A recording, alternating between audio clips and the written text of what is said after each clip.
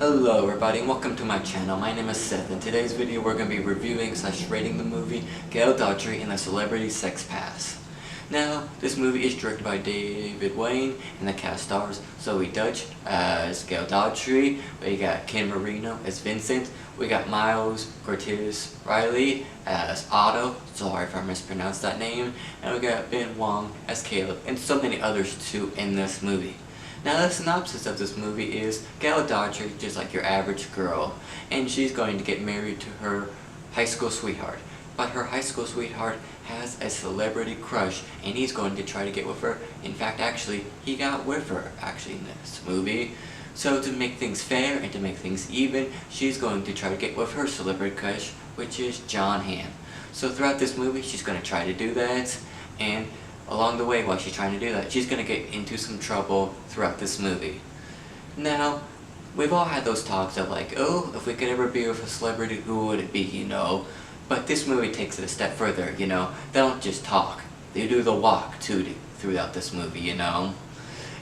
But, as here and say, you know, but this is a comedic movie. I would say kind of more of like a in-your-face kind of comedic movie, where it's so ridiculous that you kind of laugh at how ridiculous it is. And don't get me wrong, I had a couple of chuckles here and there, but also at the same time too, it was like kind of comedic things where they're explaining the joke to you while they're trying to do the joke because they think that's the punchline. And for me personally, that's just not really my kind of comedic style. But if that is for yours, by all means, I think you'll like this movie. Now, as I said, the person that directed this movie, David Wayne, he has done, I think, a lot of comedic movies because I looked through his discography or filmography, you know, and it looks like he has done a lot of comedic movies, so maybe this is just his kind of style.